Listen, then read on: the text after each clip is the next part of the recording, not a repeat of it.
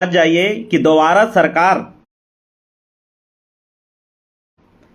वर्तमान में जो सत्तासीन सरकार है, अगर दोबारा यही अगर सत्ता में बैठेगी तो आपका क्या क्या दुष्परिणाम होने वाला है, आपकी क्या हाल होने वाला है, इस देश का क्या हाल होने वाला है, कभी इस बारे में आप विचार करिए।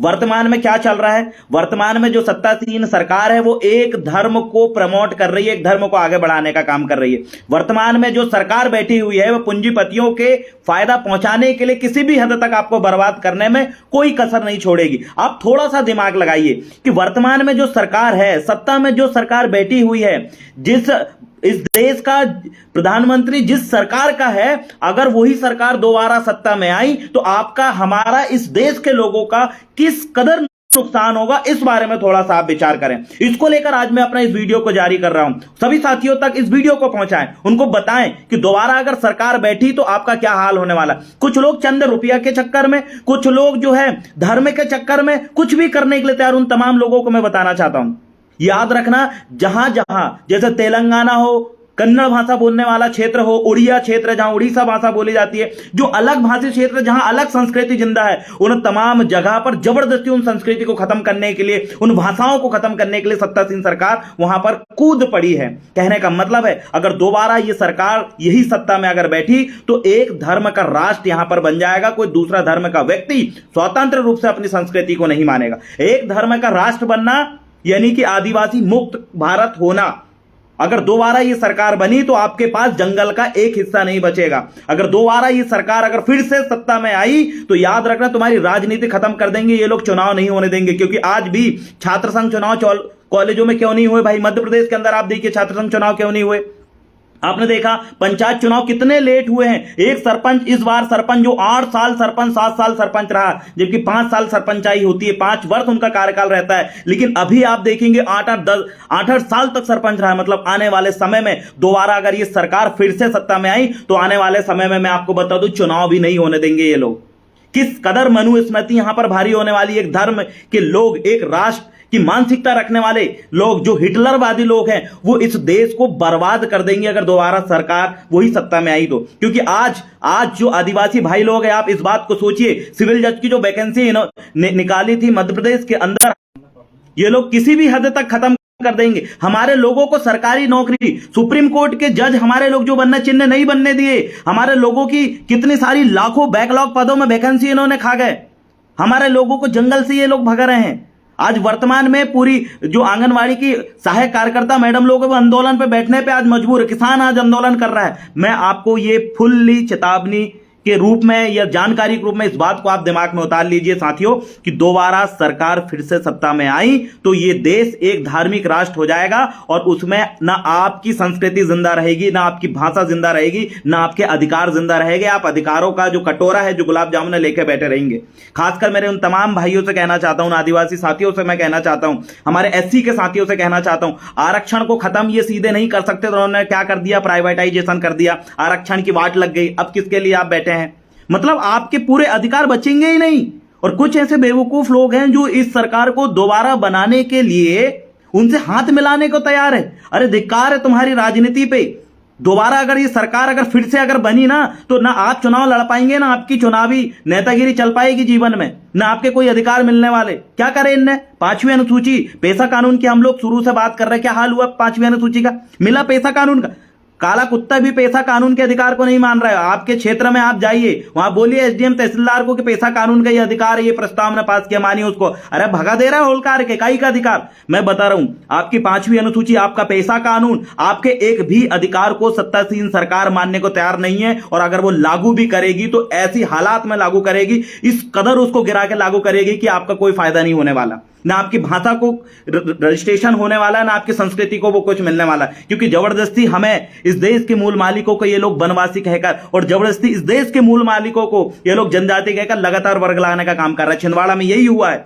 छिंदवाड़ा में माननीय गृह मंत्री महोदय आए और उन्होंने कहा कि हम जनजाति भाइयों का विकास कर रहे हैं, पैसा कानून लेकर आए। अरे धज्जी मचा के रखें। पैसा कानून में किनकी भर्तियां हुई है थोड़ा सा आप देखिए।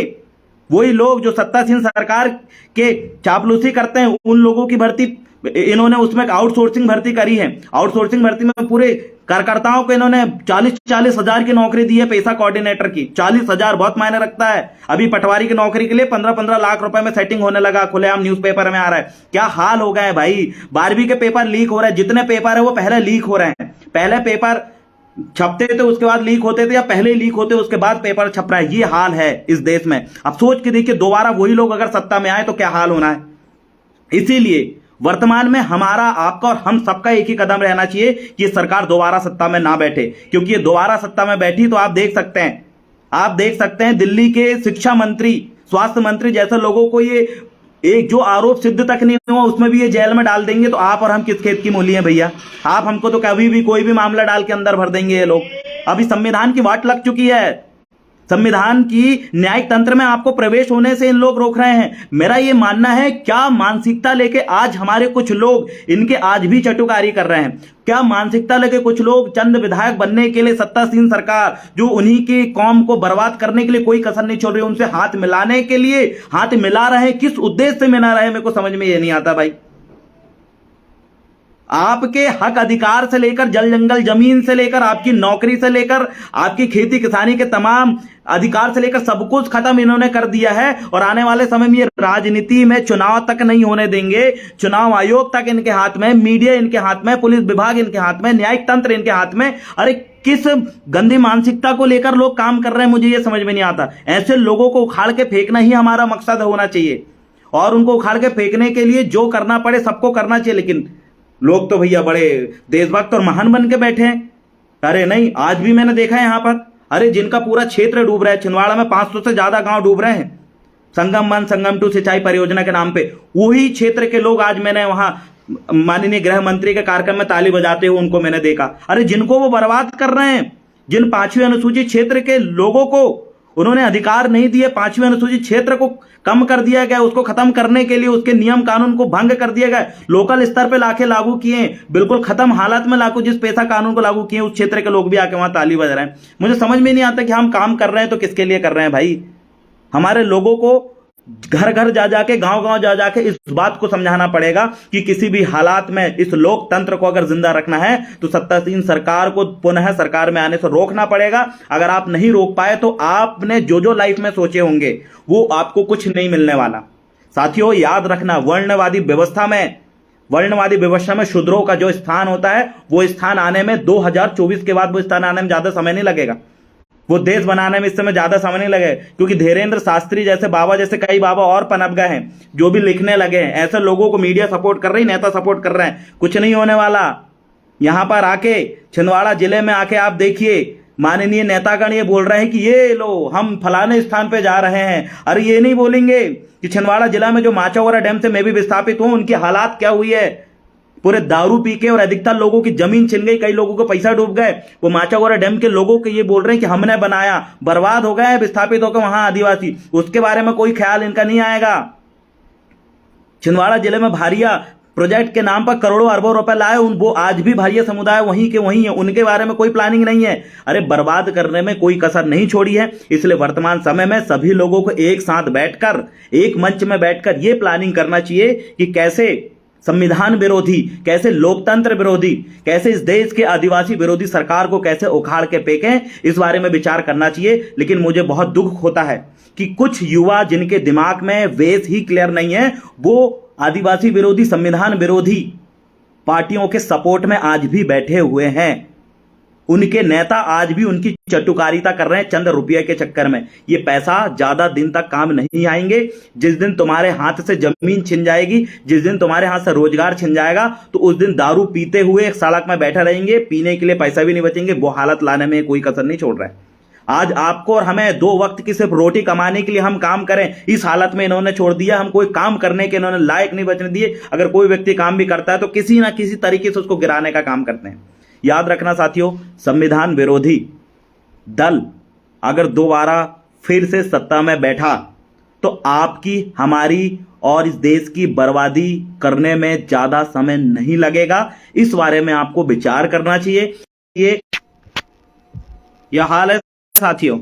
इसलिए पुनः आप सभी लोगों से आग्रह है, इस बारे में जरूर विचार करें, इस बारे में जरूर सोचें कि वर्तमान में अगर इस देश में संविधान को अगर जिंदा रहना है, संविधान को जिंदा रखना है, इस देश में न्याय तंत्र को अगर जिंदा रखना है, इस देश में अगर आप जीना अगर चाहते हैं, तो आपको वर्तमान सरकार को बदलना अति आवश्यक है।